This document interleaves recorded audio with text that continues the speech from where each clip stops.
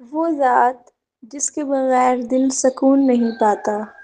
آج ہم بات کریں گے اللہ تعالیٰ کے ایک عظیم نام الہ یا الہ کے بارے میں۔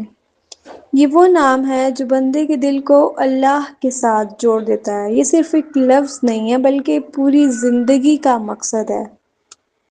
الہ اس کے کئی معنی ہیں، جس کی عبادت کی جائے، جس سے دل محبت کرے، جس سے امید رکھی جائے، جس سے ڈرا جائے، جس کے سامنے جھکا جائے، جس کے بغیر دل بے چین رہے۔ یعنی الہ وہ ہے جس کی طرف دل ہر حال میں پلٹتا ہے۔ دنیا میں ہر انسان کسی نہ کسی کو اپنا الہ بنا لیتا ہے۔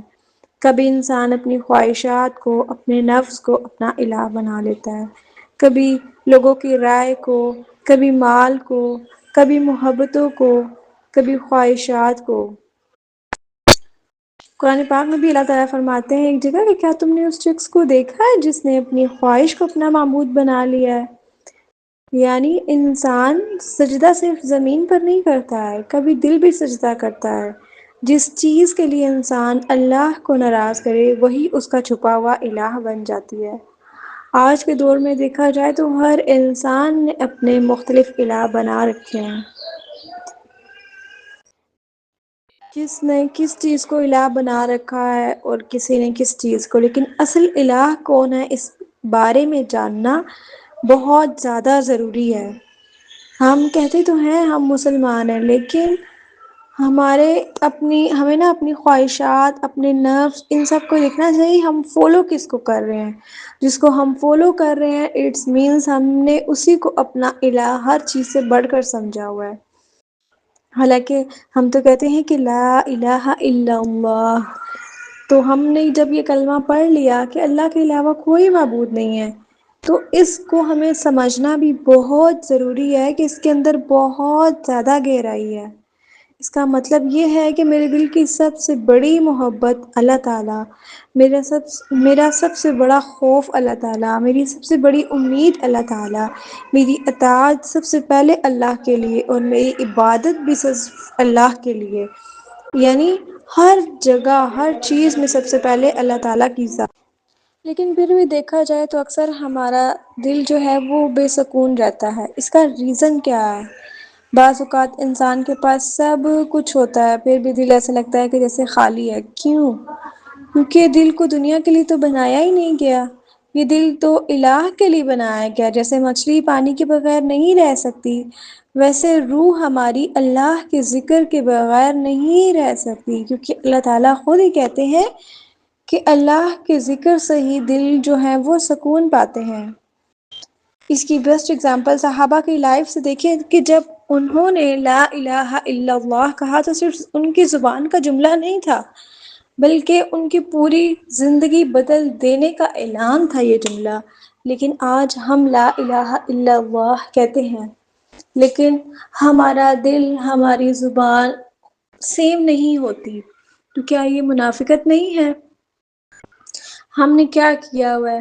لا الہ الا اللہ تو کہا ہے، لیکن گناہ ہمارے وہی ہیں۔ ہم نے اپنے الہ بنائے ہوئے ہیں، لوگوں کا خوف، دنیا کی محبت، ہر چیز سے بڑھ کر ہے۔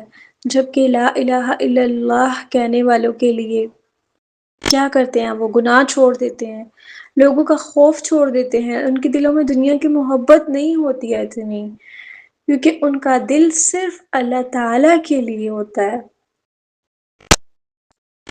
ایک بہت خوبصورت قول بھی ہے کہ مسکین وہ شخص ہے جو دنیا سے چلا جائے اور اللہ تعالیٰ کی محبت کا مزہ نہ چکھ سکے۔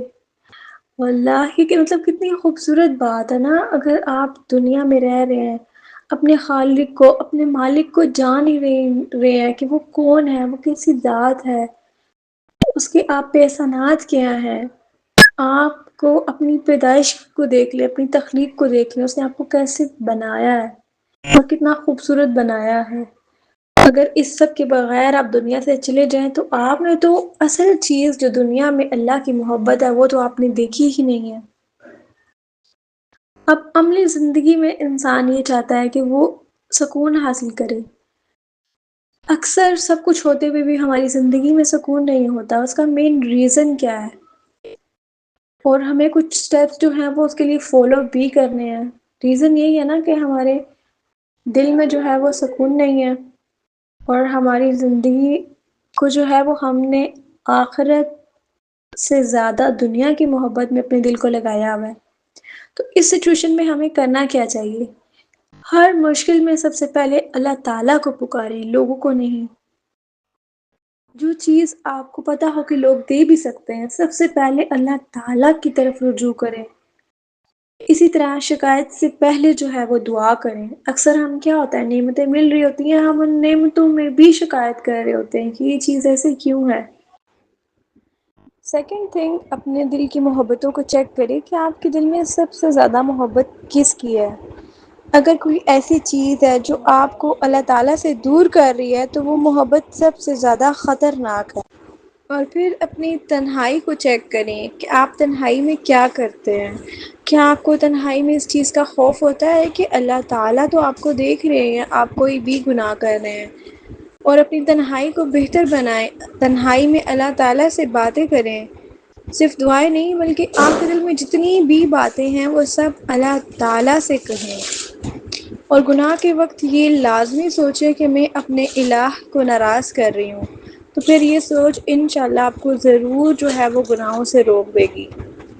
جیسے ایک ایگزامپل لیں، چھوٹا سا بچہ جب ڈر جاتا ہے تو وہ کیا کرتا ہے، سب کچھ چھوڑ کر اپنی ماں کی طرف بھاگتا ہے۔ کیوں؟ کیونکہ اسے یقین ہوتا ہے کہ وہی اس کی سیف پلیس ہے جہاں اسے سیفٹی ملے گی۔ اسی طرح مومن کا دل بھی ہر خوف، ہر غم، ہر جگہ ٹوٹنے کے بعد جو ہے وہ اپنے الہ کی طرف بھاگتا ہے۔ تو اللہ تعالیٰ سے سچے دل سے دعا کریں کہ اللہ تعالیٰ ہمارے دلوں سے دنیا کی ناجائز محبتیں نکال دے، ہمیں اپنا بنا لے، اور ہمارے دل جو ہے وہ صرف اور صرف اللہ تعالیٰ کی طرف جھک جائے۔